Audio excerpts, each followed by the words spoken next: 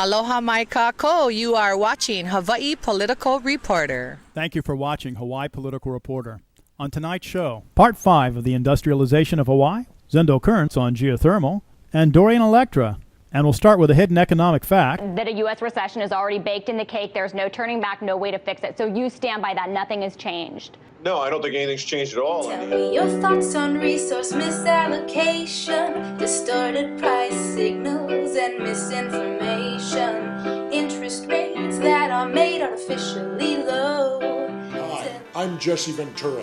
When I first started running for governor of Minnesota in 1998, I was polling at only 8%. However, after I appeared in televised debates, that percentage skyrocketed because voters saw that I was able to challenge Republicans and Democrats when they were both wrong. Now, New Mexico is running for president with the Libertarian Party, and he will be on the ballot in almost all 50 states. Isn't it time we allowed a credible third-party candidate into our presidential debates to tell Obama and Romney when they're both wrong? Call the Commission on Presidential Debates today and tell them you want to see Gary Johnson.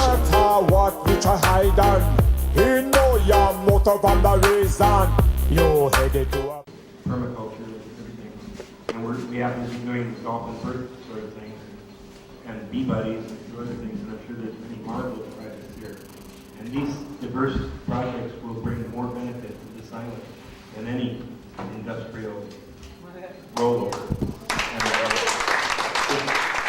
And as Carl likes to say, you have to remember which side of the dream you want to wake up on. So I'm voting for paradise and to keep it that way. But I have a couple questions, just to get it out on the table. Got a number of rumors from various people that strange things are going down at geothermal, possibly waste being reinjected. Others think the white powder gold substance is being produced there. Others are wondering why trucks. Others wondered why trucks of the civil defense and fire and medical were all turned away when some big explosion thing happened down at the plant. So are they above the law? So I'm just wondering, just to get it out on the table, can somebody look into all these weird rumors and find out what's going on? Because at least we've gotten numerous indications that something strange is happening. Labeling who you are and what you're concerned about. Not that accusations are right or wrong, but this group should really be specific in the questions asked, and then let the proper officials that you invite to this meeting answer those questions. If some of that is what was asked today, fine. But don't be led astray because of certain issues and then it leads to see, they don't know what they're talking about. Because all you have to do is pick on one item that is not true. And it gets hopped on, you know that. So stick to specific issues because you have enough specific issues, I guarantee you, to cause them problems in regards to answering. There are a lot of people going around this island. I'm sure you know who they are. They're promoting geothermal. And I'm asking you, can geothermal be done correctly? And is there any place on this island where geothermal could be done without impacting the people and powering only this island, not cables going other places? The approximate megawatt requirement of this island, and I think figures can be old, but they'll be in around the neighborhood. Approximate number of megawatts for energy need for this island is in 200 to 250 megawatts. Geothermal, as you know, now provides approximately 30 megawatts, and they are permitted to go up to 60 megawatts. The reinjection system is a critical part of geothermal here because of the residue, the amount of residue that needs to be gone back into Mother Earth. I'm not saying it's good or bad, I just feel a little uncomfortable because so many questions are not answered, and what I'm very uncomfortable about is what we were talking about. It is the private industry that monitors that. And the whole element of geothermal is monitored by themselves, including all releases. In direct answer to your question, more so as far as can be done safely, I think a certain magnitude could be done, like right now, in regards to what they're doing.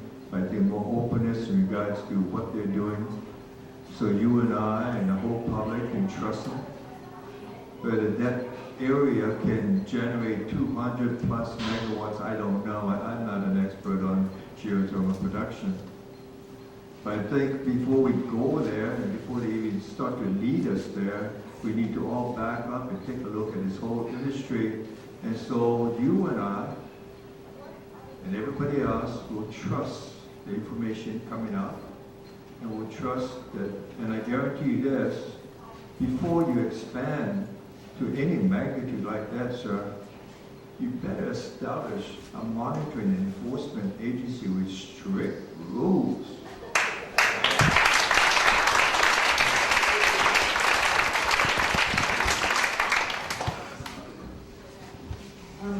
I would just like to further asking that question that was just brought up about safety. Mr. Kim, can you say that all the power that would be generated by geothermal on Hawaii Island is indeed dirty? It will never be a clean source of geothermal power here? No, I'm saying the production of geothermal here is different from conventional in Iceland, or clean steam or white steam in California, because of the major difference of no residue that contains this kind of toxic material that they have to reinject, of H2S and other things. But it can be, this is the naivety of Harry Kim again. I got to believe that yes, it can be done, but like everything else on a certain magnitude location, if that is site specific, yes, it will. Let's say I stand up here and say that ORMAP now, 30 megawatts or 50 megawatts or 60 megawatts plant can be done safely because the government has stepped in and this, that. Still, there are residents right next door. And these are the kind of things that you say, okay, safety. One of my greatest peace on earth is quiet. I really love quiet. And that's why I spend a lot of time by myself in the early morning, late night. Could I live next to a geothermal? Is that hazardous to my house? For me, absolutely, because I love quiet.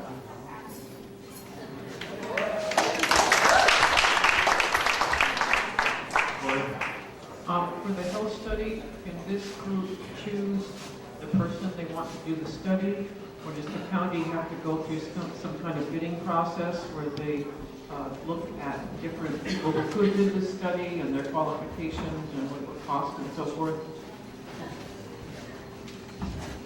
When I tell you I'm sorry of where you are, that's one of the things I'm sorry about. Strictly because the state of Hawaii has an organization called the Department of Health that's supposed to do that for you. We as citizens are supposed to go begging or raising money or looking for another avenue to do this for us.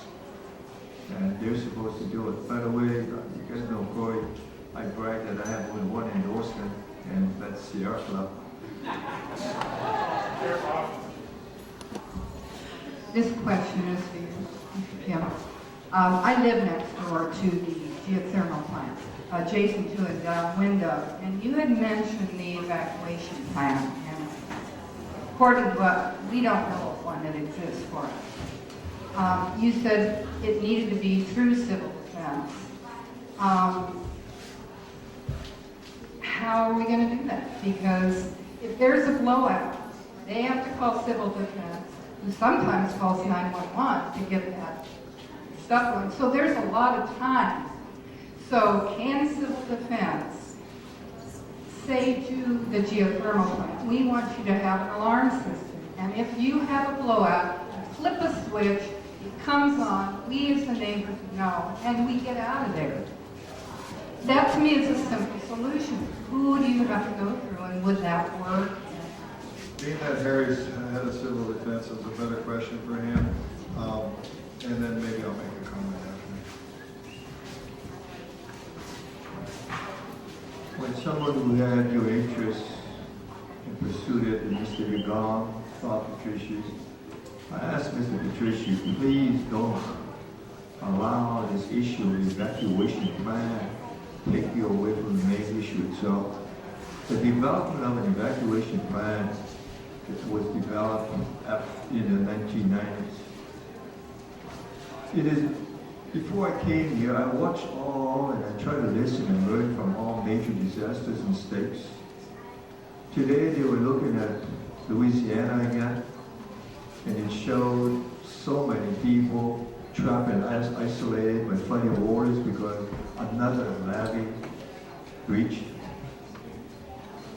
The biggest problem there of emergency responders with this, hazard and risk assessment. If you have a blowout here, it's not as simple as to trigger off an alarm system and say, go. If you have a simple system like that, I guarantee you, if things happen, you will cause more confusion. Just visualize this. If there is a blowout, and I hope not ever, but let's say there is a blowout like 1991, and you had installed at the time an automatic alarm system by phone, and now you have a system where you can almost do that, or you can pay for it home by home, within a mile, within 2 mile position. And if that alarm goes off, ask yourself this question. Who makes a determination whether this blowout or incident is large enough to set that alarm off at 2 o'clock, 1 o'clock in the morning or whatever? You are giving private industry the authority to do that, right? And that's what you're asking. That is what I oppose. Number two, I guarantee you any blowout is dependent on the magnitude, dependent on wind conditions, or what you prefer. There's one advantage of H2S that I think we all should be aware of. It is a very toxic gas. Unabated, it is a very, very dangerous gas. Hydrogen sulfide is next to only hydrogen cyanide. But one of the advantages of it all, it dissipates rapidly. So what can be of a level that is required, at least an alert, here, less than a mile away, is okay. It takes a lot of planning and coordination to develop an emergency evacuation plan. Please don't let that be the issue to divert you from the main issue of a total hazard and risk assessment by government and the industry before you start to develop that plan. I want to just say a couple of things about it because we just had a county council hearing on this subject. Ben Fuata is the current head of civil defense, and the question came up there.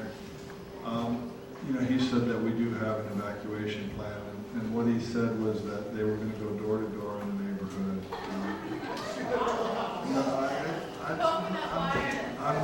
Yeah, but they were going to go door to door in the neighborhood, and and I don't think they have the training or equipment for that, and I don't think that's a very good plan. And he also said that the blowout that had happened, the levels would not have triggered an evacuation because he thinks the levels have to be twice. And that's our current state of civil defense. And, I'm not trying to insult Mr. Fuata. I just think there's politics involved right now in the process. And so I just wanted to answer your question. But I lived there for a long time. I evacuated many times, and I didn't wait for anybody to tell me when I felt like I needed to get out of there. I got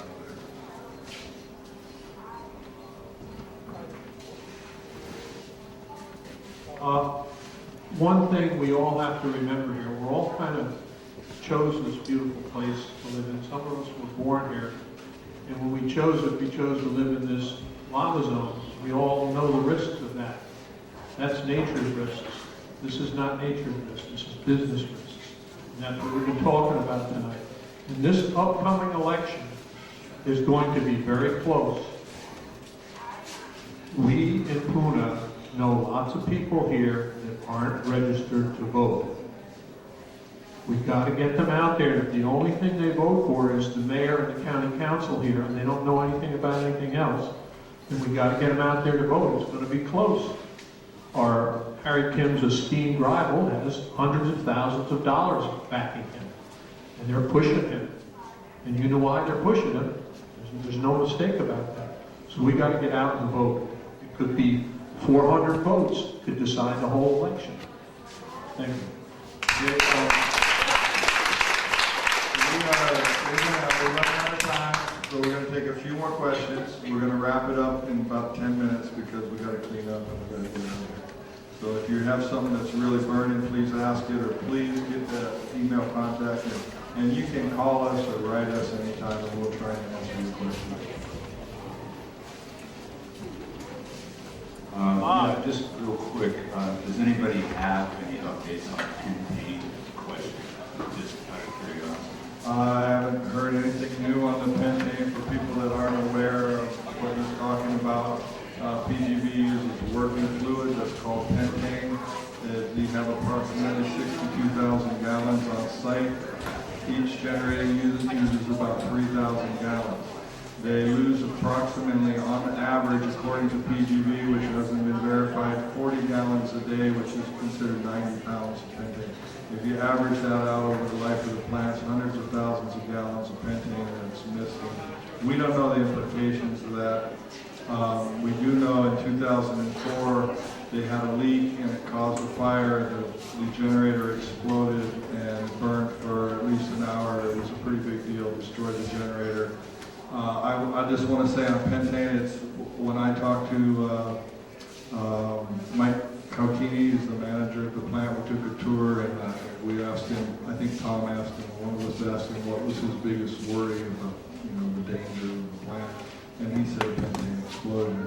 And after that, I had no idea about this, and I had lived there and fought geothermal. I didn't know anything about this, so there's a lot of things we still don't know. But after looking at it now, that's my biggest concern too, and it is that if there's an earthquake, that they're going to have pentane leaks and that there's going to be an explosion. And we don't know what the blast area is going to be. We don't know if it's going to blow out the control room, if that means the wells are going to vent. And we just don't, there's a lot of information that we don't have. I was wondering about the risk of drilling in a very active geological area, both triggering earthquakes or eruptions. Yeah, as far as I know, there hasn't been any, we're not aware of any earthquakes being triggered either by the drilling or the reinjection. Tom may know, he talked to USGS. No, there are studies that there are thousands of earthquakes. Why did you use the microphone? There are thousands of earthquakes caused by the geothermal reinsertion and production wells. Most of those earthquakes are well under detectable for any human, and they're generally accepted in most places as a price of doing business. But there are literally, I can show you studies by 2 or 3 studies, there are thousands of earthquakes that have been caused by geothermal drilling. None over 3. But we don't have any evidence that here, do we, Tom, in Hawaii? Yes. Oh, there is? Yeah, I read 2 studies. Duke University has done 2 studies. I stand corrected. I didn't know about it. That is something I learned tonight that I didn't know. And I will say that, I mentioned it before, just so you're all aware of it, they reinject over 4 million gallons of fluids every day. It's 160,000 gallons a minute, according to PGV. It's mind-boggling to me. I don't know how to get a handle on what that means, but it's, if you add that up, 4 million gallons a day over 365 days, over 20 years, where's it going? What's it doing? I don't know how to consider that.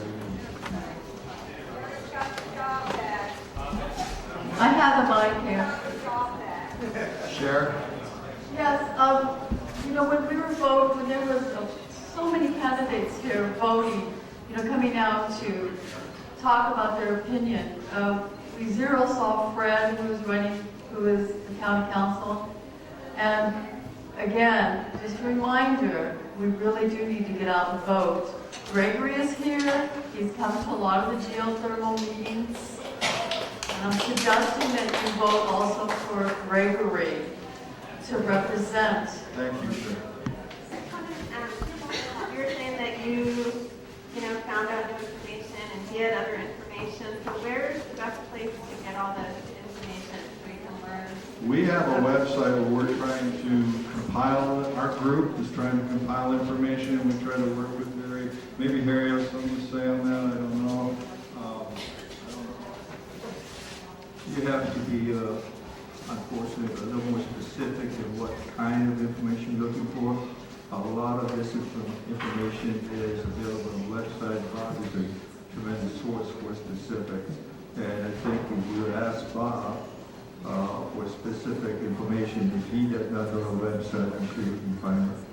Yeah, I'm just trying to get kind of quickly updated on the whole issue in general since I just moved here a few months ago. So I saw Big Island Video News had, the testimony from previous meetings, and then Pele Defense Fund had some video information. So yeah, I mean, video, that works well. Get you quickly updated, but I was wondering if, you wanted to state some website names or something. Our website, if that's the question, is Tunapono Alliance, and there's links there. Tunapono Alliance, there's Tunapono, that's my website, tunapono.com, along with all the links. Oh, I'm sorry, tunapono.com. Okay, where's video, Terry? Where's video? I don't know. I don't know the name of that site. Tell me. I don't. Well, YouTube, but where? We'll have this on channel. We have a 53 channel also. on YouTube called Occupy Hawaii.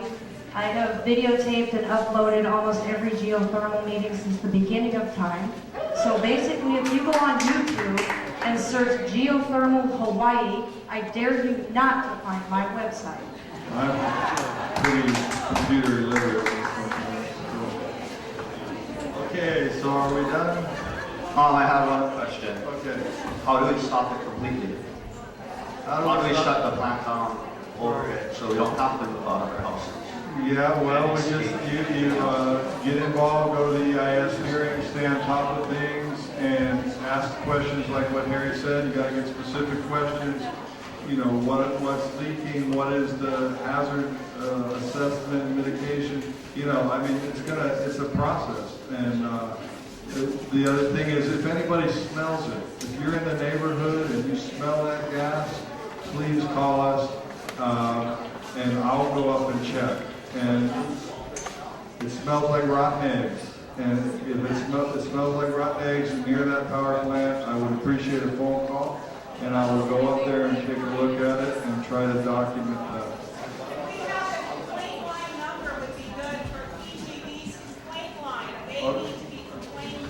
I don't have that number. Does anybody have it? But also, please don't just make your complaint to PG&E. We want to know about it too. Sound levels, they have a permit to make sound. We're working on that. We've got a coming up in September. There's going to be a county council hearing. Get on the email list, and you'll get the notice. Regarding noise, they're going to do an ordinance to try and keep. Oh, please! I'm supposed to be asking for donations, and I keep getting overdone. So please help us out with the donation. And sign up for the newsletter. We'll keep you posted on the noise ordinance. I'm here with our new representative, Zendo. Congratulations to begin with. Thank you, Kim. Appreciate that very much. And you're here at this geothermal kind of power thing. Tell me what's going on.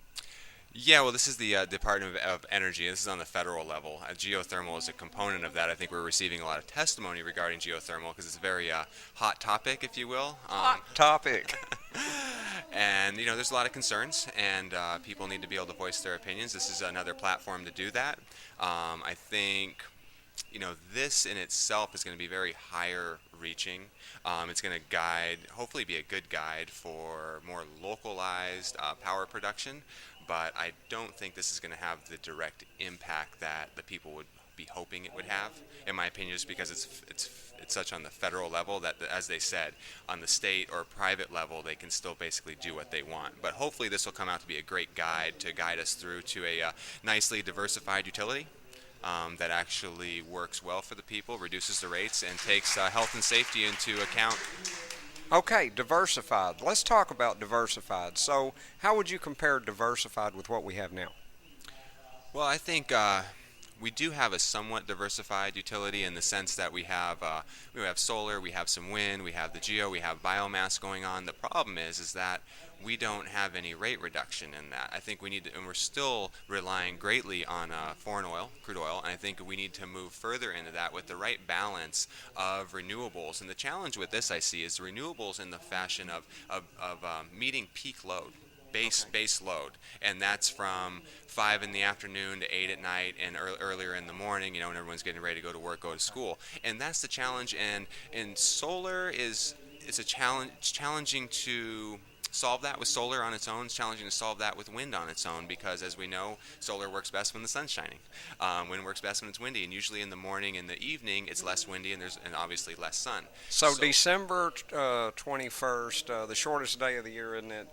Then solar is not going to be much good at 8 in the evening, is what you're saying. Exactly. And so we need to, the diversified part of it comes into how do we have something there that will meet peak load. And that could be through biomass, could be through ocean thermal energy, could be through wave energy, could be through geothermal. If it is going to be through geothermal, it needs to be done in the most Pono right way possible. So if it is going to be geothermal. Mm-hmm.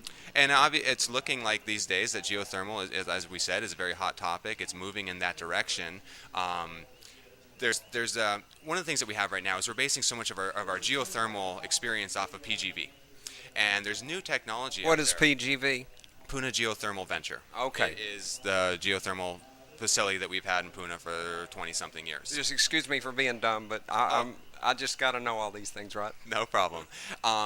And that's not necessarily the newest, highest technology. I think they've been working towards making improvements there, but the newest technology that I'm aware of is actually a truly closed-loop system. So the pipe is completely closed, and it's basically injecting fresh water in there, and it's heating that through the heat source on the ground, but it's not re-injecting. It doesn't have anything to do with pentane and some of the other issues that we have there. So there's, in essence, a heat exchanger. Exactly, and it's fresh water, it's clean from my understanding, and I'm no expert on this, but I think if we are going to be looking at geothermal, we should be looking at that type of technology. It should not be located near any residences or business. It should be far out, a nice big buffer. I think people are talking about 10-mile radius right now. I think that makes sense, and if we're going to have that, we should also see a reduction in our rates. Boy, I'd love to see a reduction in our rates. We are kind of up there nationwide, aren't we? Highest in the nation, and Big Island is the highest. We pay more here than Oahu. Wow, isn't that amazing, folks? Well, there you go, Zendo. Anything else you want to tell us? How about a big thank you? Thank you, Kim. I'm really grateful. Really, very, very grateful for all the support, and the support was tremendous. It came from my district, it came from other districts, it came island-wide, and I am very grateful. I did shed a few tears of joy. It was an overwhelming win, and thank you. Very grateful, and now I got to work hard and do the right job. Congratulations, and we're really looking forward to seeing your voting record. My voting record, I think people will be proud of, and my attendance record, people should be very proud of as well. Is there a way that people can contact you? Yeah, you can contact me through my website at zendokern.com, zendokern.com, my first and last name. On there is a contact section. You can send me an email. It also has my mailing address, and you can mail me anything you want, or email me, and I'm available. Stop me in the stores, stop me on the street. I'm here for the people. All right. In 1913, the money power of the country was taken away from the people, but it was given up in the Federal Reserve Act. The Federal Reserve is no more federal than Federal Express. You try a hide and destroy a freedom, man. You seek agenda, we know you anti-American. You come forward American Constitution. 1913, corrupting the system. Devalue dollar, hyperinflation. The Federal Reserve, controlled by Lisa Farm. He can see you lying.